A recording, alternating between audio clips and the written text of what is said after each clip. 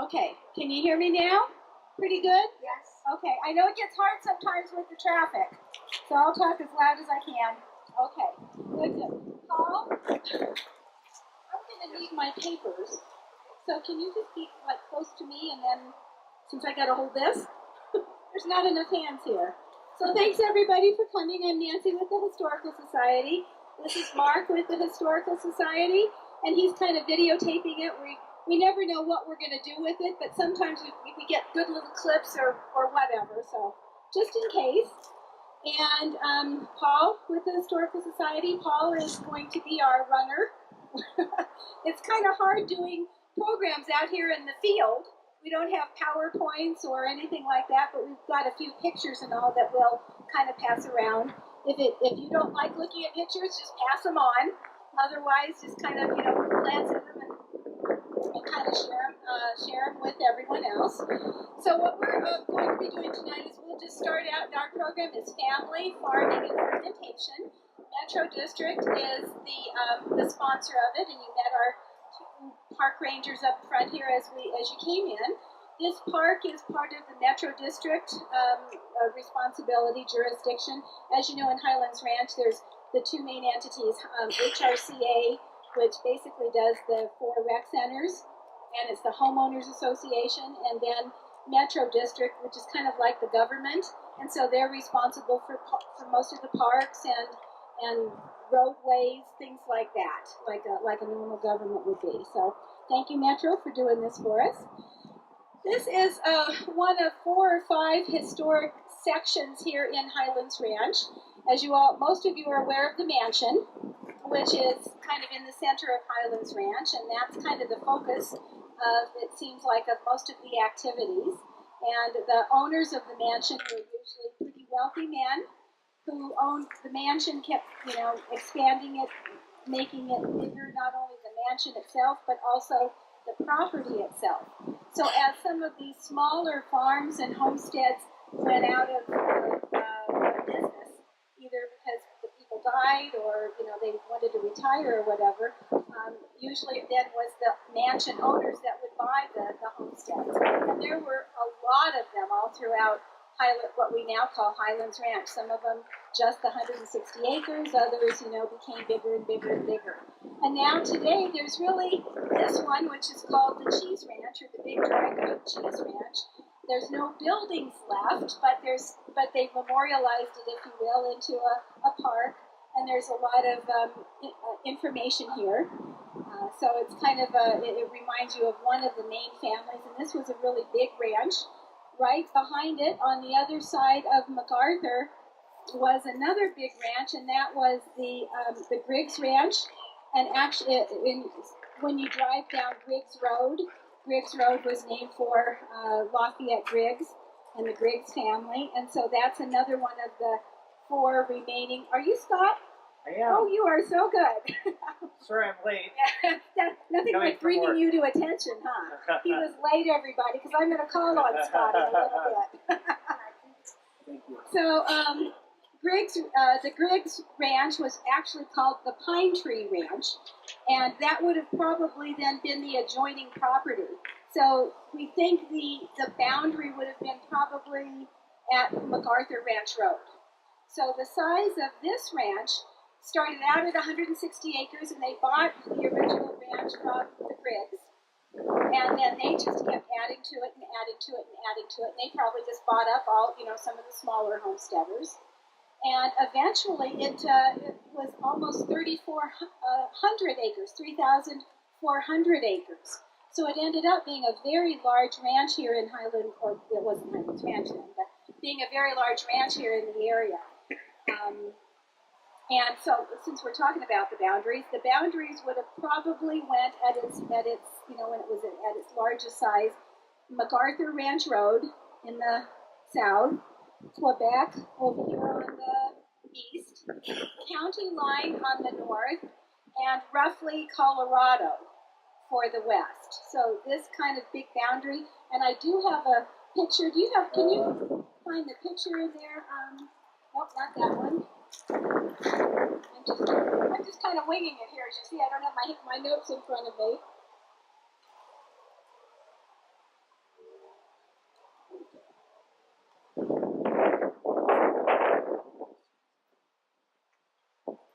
Doesn't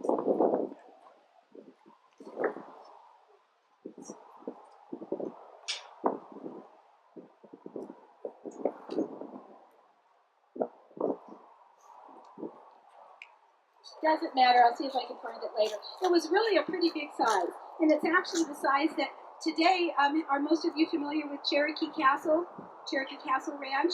The Cherokee Castle now, the ranch land is something like 3,300 acres. So it's about the same size as that. So this was a really big, very prominent ranch in its heyday. So what was its heyday? That's a good question. Paul has the answer.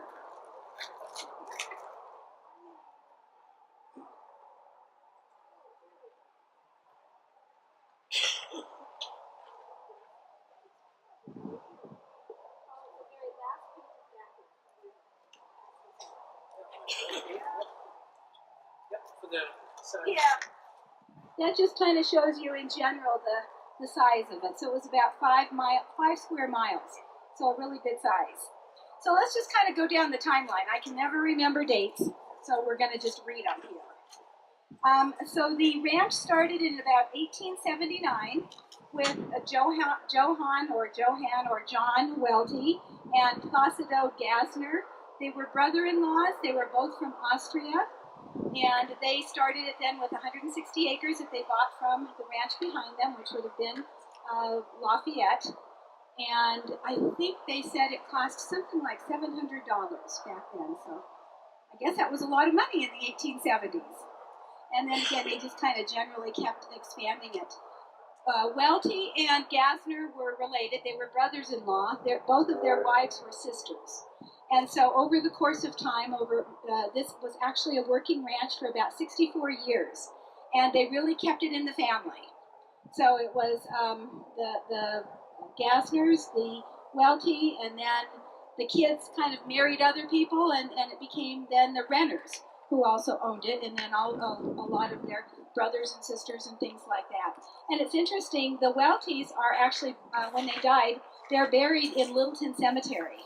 And it's really kind of interesting. We've just been looking into the main families in Highlands Ranch. Again, the Griggs behind us, the Weltys here.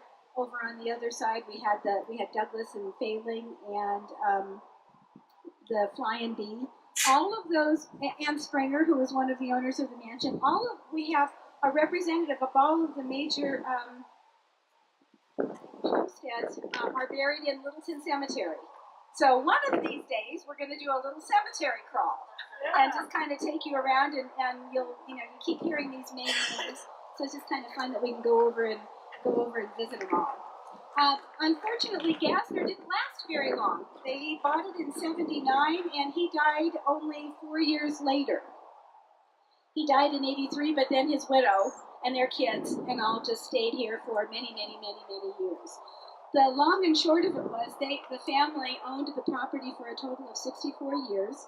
They finally sold it in the 40s to the current owner of the mansion at that time, who would have been Lawrence Phipps Jr. So he eventually then bought this. Same thing happened with the ranch behind him, the Griggs Ranch. That was also sold, and that was sold to the mansion owner. That would have been Phillips at the time.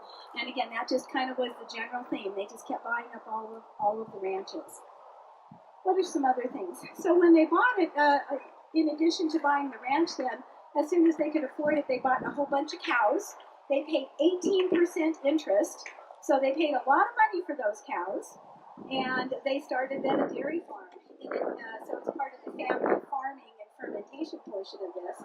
They had cattle, regular cattle, not dairy cattle, but they also had the dairy cattle, and so the main portion of the farm was devoted to the dairy cattle, and then the butter and the cheese that they were able to make from that. In addition to that, they had a lot of crops. They had wheat, wurzels. Anybody here know what a wurzel is? No German people know wurzels? It's a form of beets, of sugar beets, that apparently they didn't eat. They fed it to the animals. It was good for them. So they had wurzels and hay and alfalfa and oats, all kind of fruit trees, just lots of things. It was really interesting from a farming Scientific Farmer, which was apparently a main journal back in the 1900s, 1906, they came out and they did two really big articles about this farm. And it's so interesting. They talk about how wonderful it was. I don't think I was going to read a little bit from it. I won't read from it now. But they just talk about how organized it was. It was clean as a pin. Everybody had a job. Everything was perfect. So I can understand that. I'm a Linsendickler, and that's a German part. And boy, I'll tell you, that's how my dad was. I mean, everything had to be perfect. I think of him to this day. If he came to my house now, he'd kill me. It's not quite as perfect as it was supposed to be. So I can imagine how it must have been back then. Again, that's what Scientific American, they were so impressed they did 2 full articles on it. They also talked about all of the different farm buildings, and there were a lot of farm buildings. And Paul, maybe I can have you start, there's a lot of those pictures about farm buildings, so maybe just start passing those around. And also pictures about the family.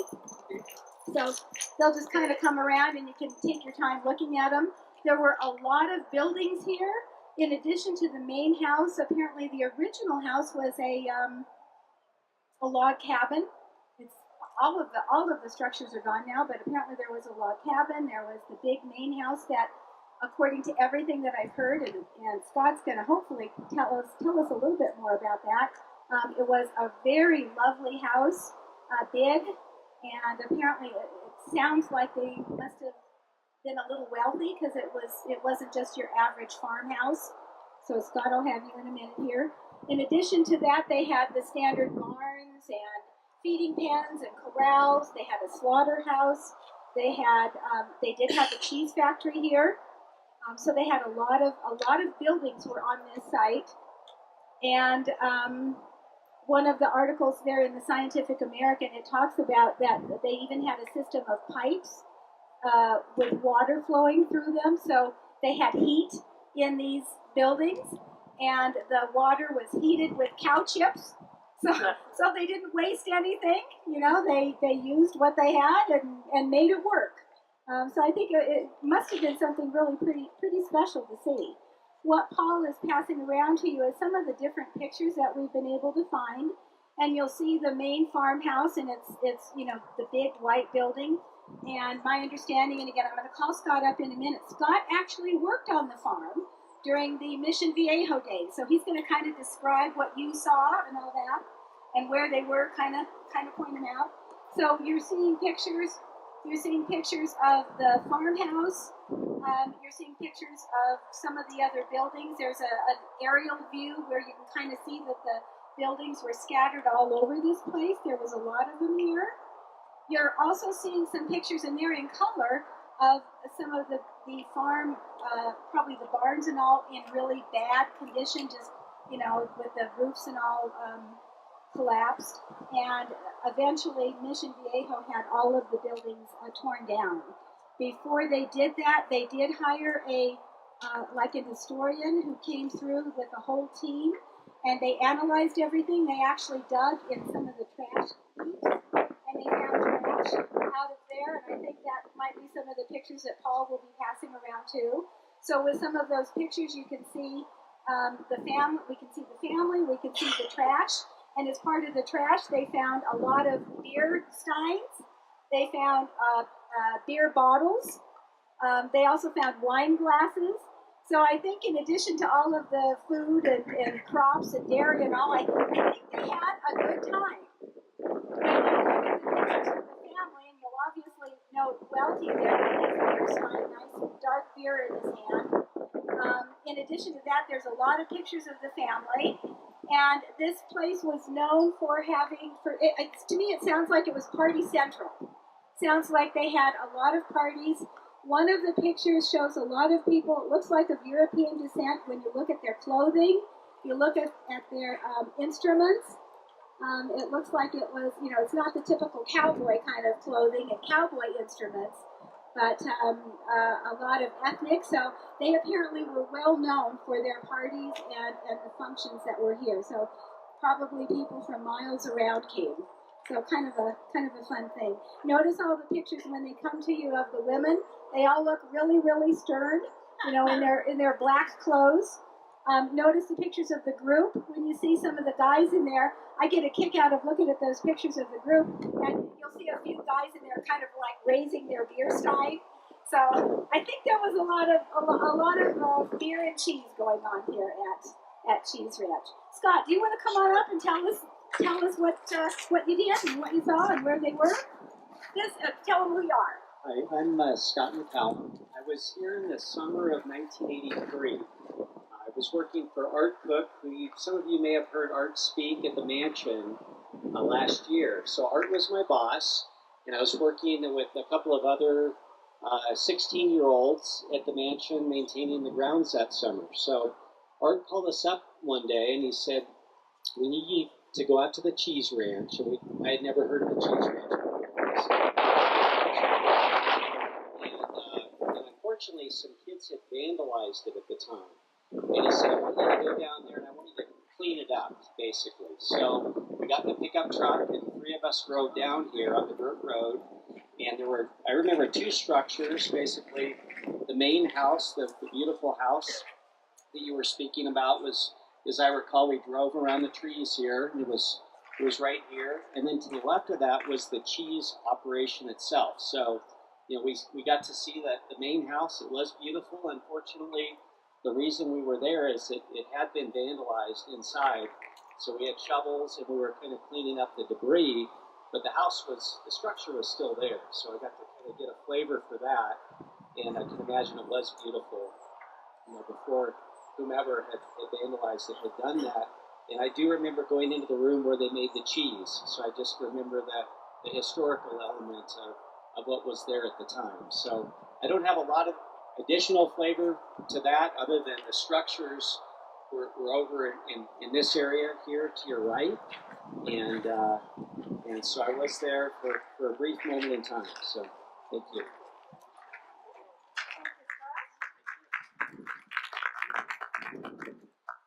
And we also know that there were structures on the other side of the creek over here, and there's still some foundations left over there. When I first moved here, which was like 17 years ago, I remember I could see them. But I'm sure probably some of you, I've talked to a lot of people who live in the area, and they said that they could see them. But now you can see how grown it is over there. So you can't. So I don't know, what was there, but I know that there was stuff over there too. So in general, the structures were just generally in the area that we are right in here. And one or two of the pictures that we're passing around is an aerial view. It's from Google Earth. If you guys have not seen Google Earth, or you might go online to it, you can. They have an historical feature, so you can dial it down. It goes back as far as 1937. So the picture that you've got there, I think, it was from the 37. I went back as far as I could, and you can just kind of see all the. Yeah, go ahead, Paul. I'll talk about that. You can just kind of see all of the structures, and it's interesting if you have time, and if you haven't done it today, at some point come back or tonight or whatever. There's a nice trail here, and it kind of winds around, and then you come to the dry creek here. Big old bend, and you see that on the pictures. You see that great big old bend, and in the near the bend is a lot of the fields. So it's just kind of interesting. Wander around, try to keep that in your mind. Go onto Google Earth and see what this might have looked like with all the fields around here, all of the structures that were right here in this general area. So I better wrap mine up here. Some of the other pictures that we're showing you. Wrap it up. Some of the other pictures that we're showing you, in addition to all the family gatherings here, there's some pictures of Philip Renner. And Philip was the son-in-law of Welty. He married the daughter, one of the daughters. And Philip then took over the business. Eventually, Mrs. Gassner sold the business to Welty, sold her portion of it to Welty, and then 2 or 3 years later, then Welty sold everything to Philip Renner, the young family member, husband of his daughter. And so then Philip ran the cheese portion of it, and for them, they were going to downtown Littleton, and they had it was on Cayley, and apparently or on the Cayley Ranch or whatever, and they had another big cheese factory there in Littleton. And when you go to the Littleton Museum, they have a lot on Philip Renner. So he was a main businessman in the downtown Littleton area. Aunt Peggy, raise your hand, stand up. Kind of fun. We just met Peggy. Peggy, who are you? Philip Renner, she's talked about, had a brother that came here. The two Renner brothers came here as hired hands, married two of the wealthy daughters. George Renner Sr. would be my grandfather. And he married into the Bennett Colorado area in 1900-1901 homestead, and built a barn there, and had their cattle, and I didn't know. Died a couple decades before I was born. But I was certainly not for many cows in that dairy farm that he built, and still have cows to this day. They're not dairy. You're probably right about the partying. They were a good German family. I don't know that my family came here very much because we had dairy cows at home that had to be milked twice a day. And it was a long drive from Bennett to here to party. I know it happens sometimes, but probably not as often as my dad and his grandpa would have liked. I don't really know much information. Honestly, you people may know more about this property than I do because it's so decades before I was born and my older family members have passed on. I'd be glad to answer the question.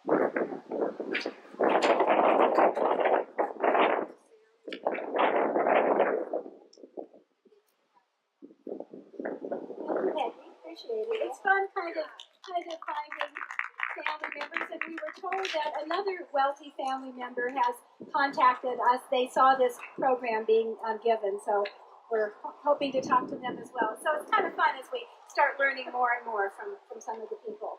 And again, another picture. So you've got some pictures of the Renner name on their cheese factory. One of the pictures there was at the Tivoli Brewery, and Renner worked at the Tivoli Brewery. So another connection with beer. So we've got a lot of beer connections. I have one more comment to make. A few years ago, I used to live years ago, that elderly lady passed away, and I was going through things, and a cousin of mine found her things and translated it. And it was a letter that my grandfather wrote back to Germany. He had it translated because it was in German. And it really, I didn't know my grandfather, but it made me feel very close to him. Because he said you can't find good health anymore.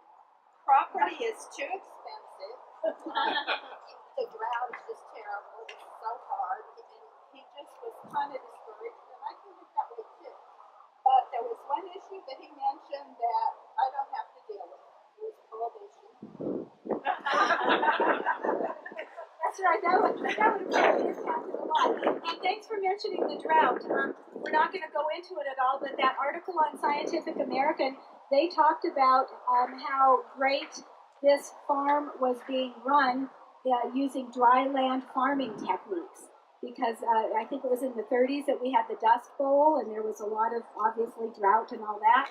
And apparently Welty did a really, really good job on using dry land farming. And that's an overall theme that we hear from a lot of the owners here in our area. Samuel Allen Long, one of the first owner of the mansion, he apparently was written up as being really good with the dry land farming. The Centennial book, if you haven't read Centennial, you might want to read that. And James Michener, when he was doing his research on that, which was, he also went into a lot of detail on dry land farming. So there's a lot of references in our general area back there in that time on that. Come on down.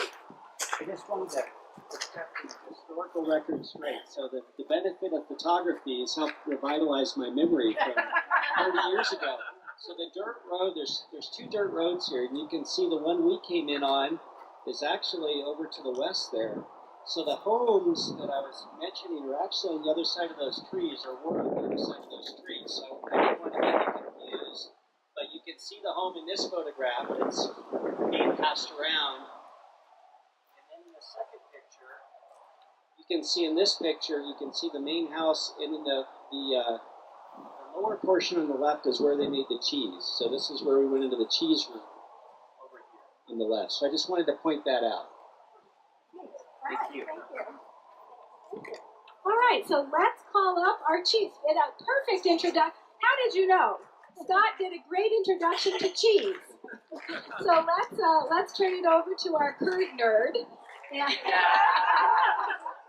And everybody, welcome Colin. Colin is from Whole Foods. And I think it's really interesting, Whole Foods, you all know where it is on University and Colorado, literally would have been on the Cheese Ranch. So your store was on Cheese Ranch, so appropriate that we've got cheese from you. So here you go. And we'll also be talking about a cheese called brick cheese. Brick cheese is kind of a big term used to describe a number of different cheeses. By today's standards, any brick cheese will have its own kind of individual name associated with it these days. So for today, our brick cheese is going to be an Austrian cheese called Amadeus. It's kind of like a spongy Havarti mixed with a young mild Gouda, which is a lot of those characteristics from that brick cheese. But we'll start by talking about some Limburger. Limburger, as you know, is that sweet, stinky cheese, and it gets that odor and that aroma from the wash rind process. And what that means is after they make the initial cheese molds, so they are little molds, just like cookie molds or anything else that you'd find, they fill them with the cheese curds and let them set. Once they actually hold their shape, they'll go back and they'll wash the cheese. This is sometimes called a smear process. But what it does is it helps to form the rind of the cheese and spreads the bacteria evenly across. What that does is as the cheese ages and through that ripening process, it takes the Limburger, which starts out as a really crumbly cheese, really something that would look like feta by today's standards. It's really kind of crumbly and chalky when it's first made, and it's actually a firmer cheese. And as you continue to wash it, at about the 1 month period, it'll go from that nice crumbly feta and actually start turning it into a little bit more of a chalky texture, a little firmer, almost like a cheddar. And then once it hits the 6 week to 8 week mark, after that continual brushing and washing, then it starts getting nice and gooey, ooey, a little stinky, and that's where we get a nice creamy, buttery Limburger. And it's that wash rind process that I kind of talked about that creates that process. Along with Limburger, the bacteria that they use is actually called Brevibacteria linens. It is the bacteria that produces that kind of stinky foot aroma, and it smells like feet because it's the same bacteria that actually grows on your feet and makes that smell. So if you think it smells like feet, you're absolutely right. The other thing with that kind of funky feet smell, it's been scientifically and clinically proven that that smell will actually attract mosquitoes. So whether it be a stinky foot or a piece of cheese, it's going to attract some mosquitoes. So if you're looking for good camping cheese, maybe leave the Limburger at home unless you've got a good screened-in area to hang out in. But so yeah, that's a Limburger. It's a soft ripened cheese, like I said, and it is a cheese that you do want to eat relatively quickly. It's one of the cheeses that we call like a seasonal cheese or has a short shelf life. As it continues to ripen, remember we talked about it starting nice and crumbly like a feta, and then working all the way down to like a brie texture. If you let it continue to go, it'll actually start turning into an ooey, gooey, runny cheese, which most people would consider to be over-ripened. And unless you really like your funky cheese or you're really brave, then that may be kind of past its life. However, if you are a curd nerd like myself and you love as funky as you can get, one of the other traditional methods for Limburger is to have a piece, sometimes two. And store it in a sealed, closed mason jar. This will actually speed up the ripening process, and you'll be left with like a gooey, runny vat of liquid cheese goo at the bottom of your mason jar. You can use it kind of like super tangy butter. That is the best way that I can describe it. It has that kind of texture and a very buttery, rich flavor. A lot of fat in that cheese starts coming out. You can spread it like butter on bread, but hold your nose. The other cheese that we're going to be talking about, like I said, is the brick cheese. So Limburger, like I said, it doesn't have the longest shelf life. So it's a cheese that you want to make and then eat. And then that's kind of the end of it. So a lot of times you'll get some Limburger made at the beginning of summer and throughout the year. And then as winter approaches and as cows start changing their diet from natural grasses to hay, the hay feed actually will change the milk composition and will make better soft cheeses. So winter is kind of the last chance opportunity for a lot of these folks that were making the cheese to enjoy that soft cheese. Once you hit winter, the cows stop producing milk, and you've just got whatever you've got left over. And because of that stipulation, people would make the brick cheese as a winter cheese or a carryover cheese. Something that will age better, something that will last throughout the season, get you through the winter, and get you until the cows actually start milking again the following year. And brick cheese actually gets its name for two reasons. One is the shape. It was traditionally made in the shape of a brick, a rectangular brick. And secondly, because bricks were literally placed on top of the cheese in the mold to help press out that excess wet. And that's just part of the cheese-making process. It's kind of how it gets its name by its shape and the way that it was actually made. The recipe is actually very similar to an American cheddar recipe. They just alter their cooking temperatures a little bit and increase cooking temperature during that melting process. Forming that curd actually forms a little bit of that softer texture. So it's not quite a brie. If you think a good old Kraft single American cheese slice, that's about the texture that they were going for. So not your Parmesan hard, but not your gooey, runny Limburger either. It was kind of this happy medium. And it was ready to eat shortly after being made. In its young life, it was very mild, creamy, took the flavor of either like a mild cheddar or a very young Havarti. And then as it ages, which it can do, again, to age that cheese to help you get through the winter and carry over those seasons. As it aged, the flavor would intensify, get a lot stronger, a lot sharper, and start showing some other Alpine-style flavors, similar to like a modern-day Gruyere or Appenzell, but has that good old nutty bite to it. But in its young shape, it does have what's called like micro perforations or very small bubbles in it. Gives it that kind of spongy texture. And then again, that really mild kind of cheddar flavor to it. It's such a synonymous term to use, that brick cheese. It can taste anything from a mild Munster to a Havarti to an American Munster and anything and everything in between. But our cheese that we're going to be trying today, Amadeus, it's not in the brick shape. However, all other attributes of the cheese are very, very much in line with that brick cheese style. It has that micro perforations, those little bubbles in there. It has that young, mild Gouda, mild cheddar flavor to it, as well as kind of a natural yellow hue to it. That will come from the grasses as the cows eat the cheese, and then, of course, translate into that. As we talk about some beer here in a minute, I'll be setting up some samples. We'll have little triangle wedges of the Amadeus for you all to try, as well as some Limburger. Our Limburger is traditionally made in Bavaria. By today's standards, almost all Limburger is going to come from Germany.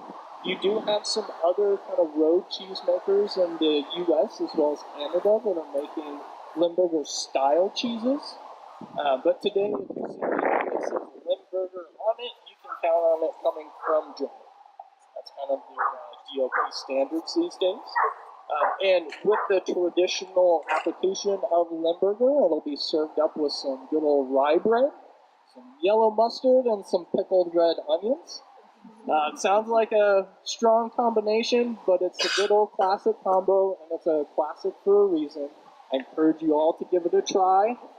If you need to, like I said, just kind of pinch your nose and try that Limburger. It's going to be a lot more tasty than you think.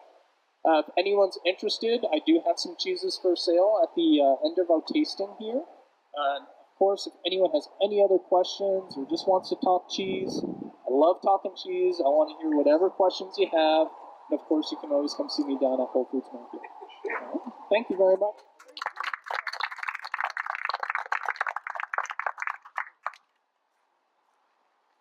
Hi everyone, my name's Ryan. I work at Grist Brewing.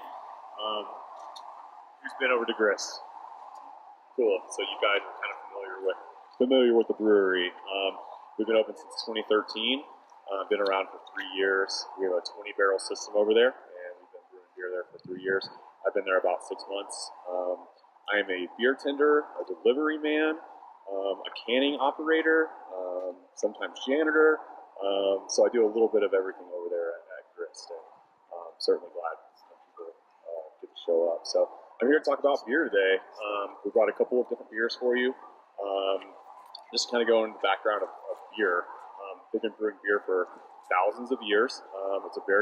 It can seem like a daunting process, but it's actually quite simple. You just don't need a whole lot to brew beer. You really just need 3 things, and that's grain, that's water, and that's hops. And there's a process that you go through.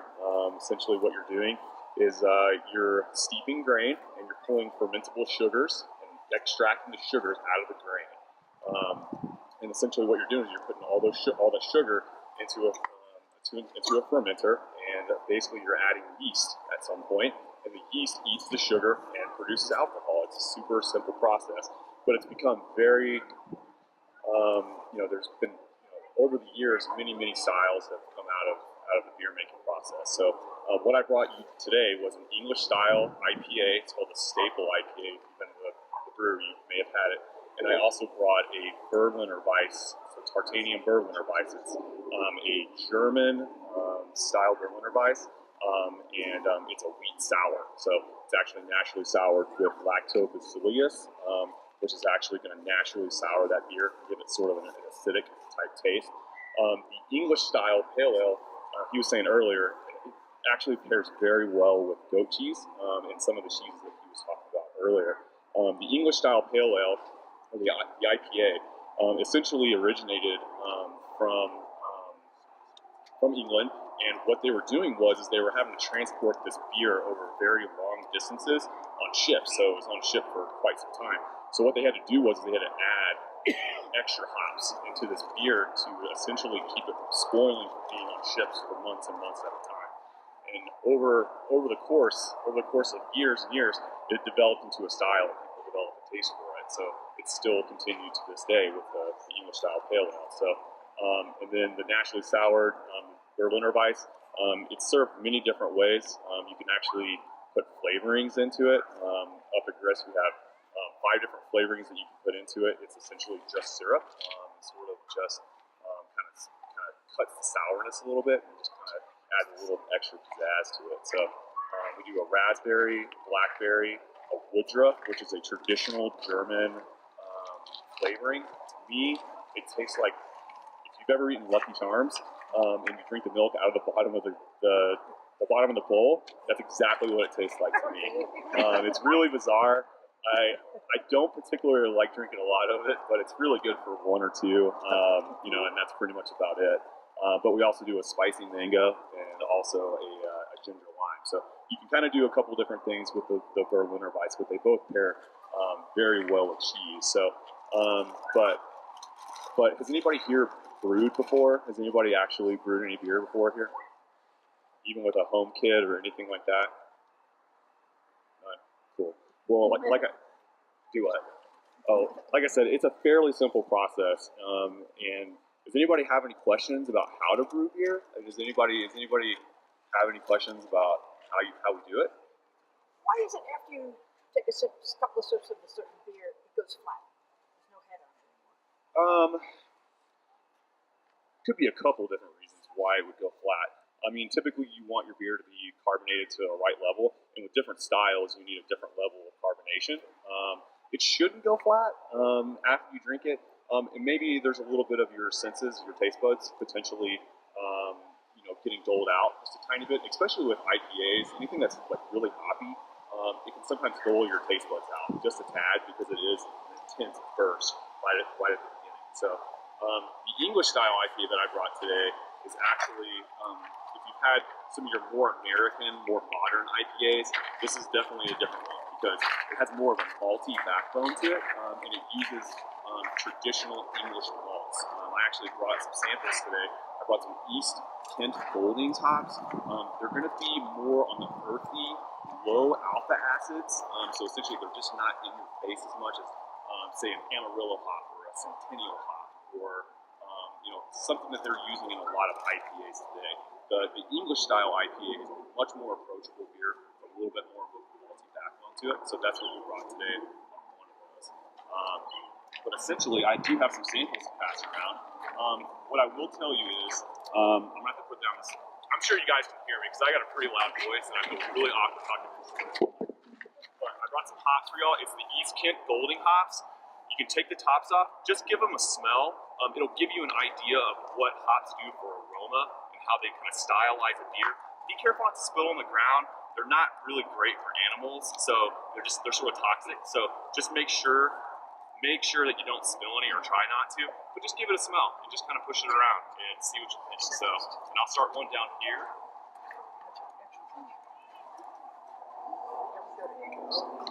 And I also brought some grain as well.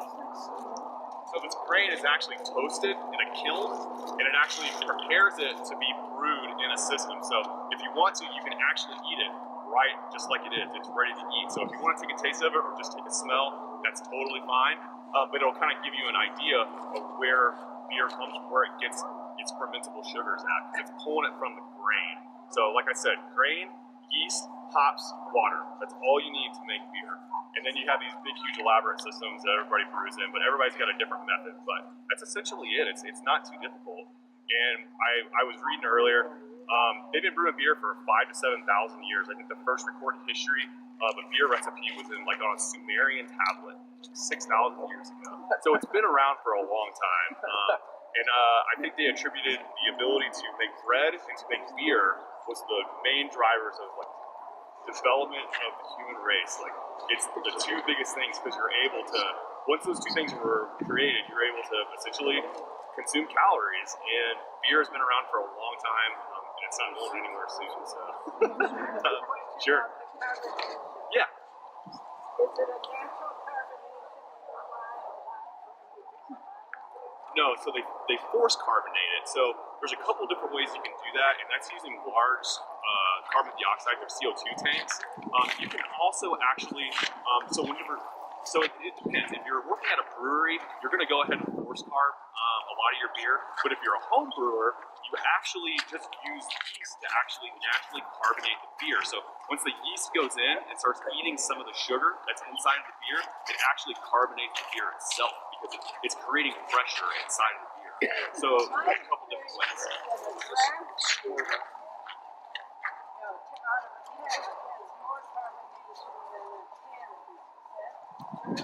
It depends. Sure. So she was asking about carbonation and how you do it, and you can do it a couple different ways. You can force carbonate it with CO2 tanks, or you can actually let the yeast consume the sugar inside of the beer. You put a cap on, and it'll actually create pressure inside of the beer bottle for you. But there's different levels of carbonation for different styles of beer. Typically, when you get tap beer, sometimes it does taste it doesn't taste as carbonated as canned beer or bottled beer, but it really should be pretty similar. But again, it changes with styles, so it really depends. It's more gassy with a. Gotcha. Yeah, it really just depends, and it depends brewery to brewery. Everybody sets their limits and kind of tinkers with their tap systems a little bit different everywhere else. So my advice to those folks is they probably just ought to turn their carbonation up a little bit. So, but does anybody else have any questions about brewing? Yes, sir. Where are you located? We are located on Santa Fe. So if you go south on Santa Fe off 470. You head down. I believe there's a high school stadium right there. I think it's called Shea Stadium, where they all play over there. It doesn't look like Shea Stadium. But yes, we're located over there. We actually opened up a second location in Lone Tree over by Park Meadows Mall off Yosemite. So we just opened that up in May. But we've been around for 3 years at the original location. So it's a really nice system. You guys are welcome to take a tour anytime you want. Just come in early on a Saturday or Sunday. You're more than welcome to come in. We'll take you around so we can show you how the system works, where we store our grain, our hops, how big our system is, and sort of just show you how things work. It's a really interesting process. I make it sound easy with just saying it up front, but there's actually a lot of small moving parts that makes it a really interesting process. So you guys are really welcome to stop by anytime. You can ask for me. Again, my name's Ryan, but anybody there can help you out with anything up there. And so let me add to what Ryan just now said. I spoke with Grist this morning. Last year, they hosted us on an organized tour. And in fact, the Historical Society, we were their very first microphone tour. So we were so large that they had to use a microphone. So I asked Nate this morning if he would be so kind as to host another official microphone tour. So you're welcome to stop in at any time and talk to them, but keep your eye open. Nate and I are going to come up with a date probably here in October or November. We thought it might be a good indoor activity.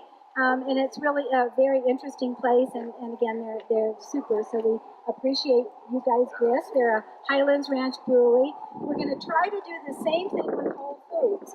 As you know, Whole Foods was just, I guess, acquired by Amazon, and so I guess there's some changes afoot. I've left a message for the marketing director, and I think he's just really, really busy, so he hasn't gotten back to me. But we're going to see about doing a tour of Whole Foods as well.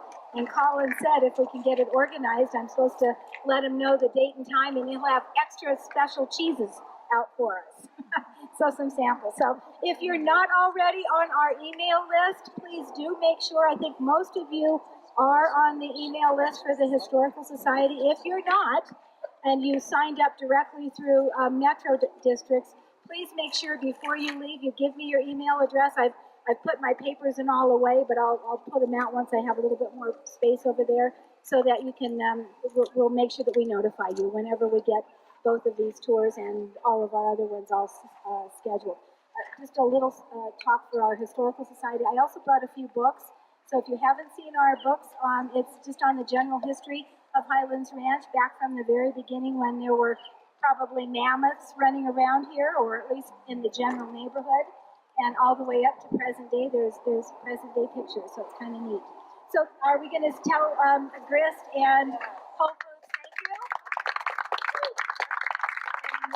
And now the best part is we get to go over and sample it all. So we've tried to set it up. Ryan will be on the one side with the Grist, and we have glasses and cans and all that kind of stuff. I also have some little tiny glasses if you don't want a whole glass or whatever. And then make sure you see Colin. And Colin did bring some samples of the Amadeus, and it is cash if you want to buy one and take it home. I think what we all discovered over the last 2 years when we've done this is how well cheese and beer really goes together. So we know that the Welties really had their act together because it really is a great combination. And both of these guys have purposely tried to choose the ingredients that would have been appropriate for the time period, for the early 1900s, of what they would have been doing here, and also make sure that they go together well. So let's all get up and feel free to wander around, go talk to them. I'll put my books out somewhere and just have a good time. Thanks.